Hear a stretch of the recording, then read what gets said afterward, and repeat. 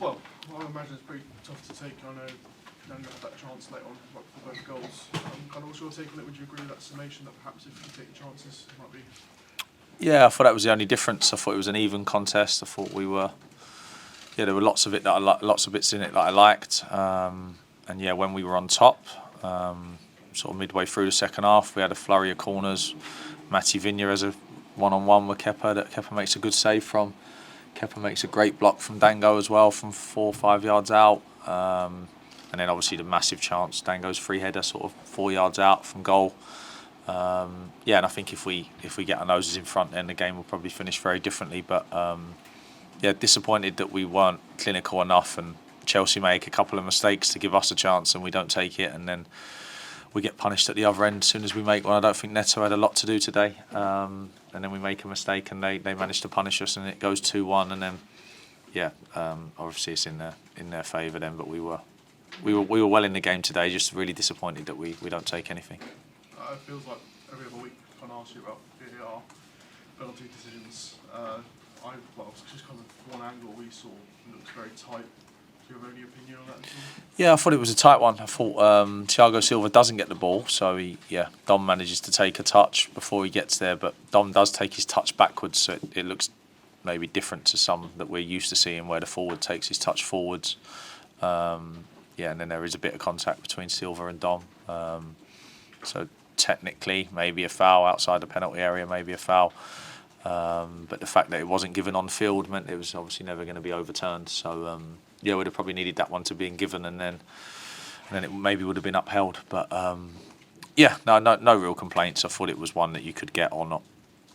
Matty Vigna's goal, not just a fantastic finish on his weak foot, but I felt the build-up play, that was probably inch perfect in terms of each pass quick.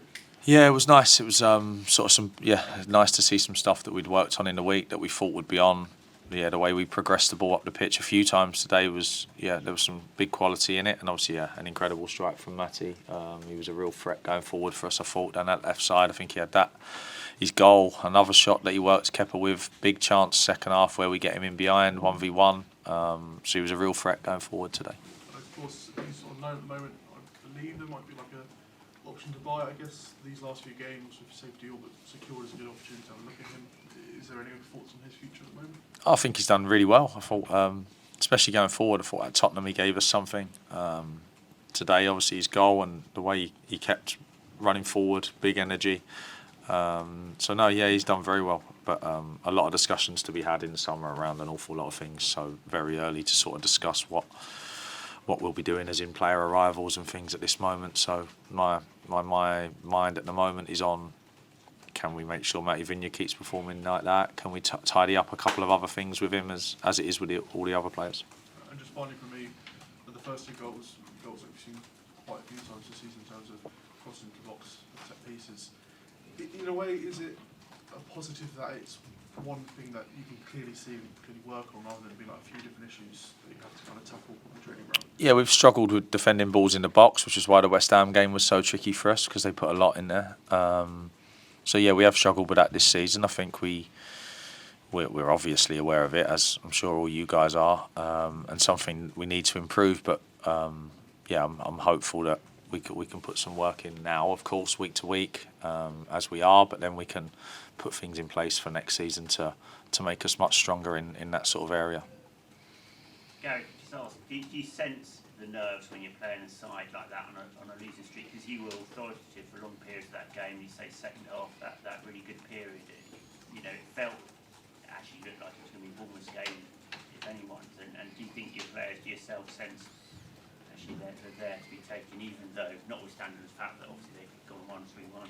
Yeah, no, I think they're an excellent side. They've lost 6 on the trot. 2 were against Real Madrid, and one was away to Arsenal. So there's some results in there. Brighton are a fantastic side. They lost that one.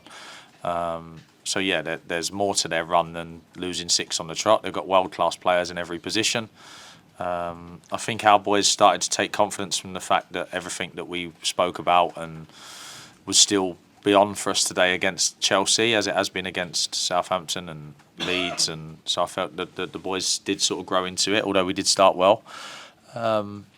yeah, I just feel disappointed at the moment because, as you rightly say, we were at certain stages in that game the ones that looked like we could go on and win it. And then to suffer a 3-1 loss makes it sort of look like a comfortable win for Chelsea, but it was never that. It was a real good game where they managed to be clinical enough to swing the fine margins in their favour, and we weren't. So yeah, disappointment mainly from my part. Are you finding it easier to play away at the moment than at home? No, I thought we played well. Thought we played well against Leeds. Played well against Fulham. Played well against Liverpool.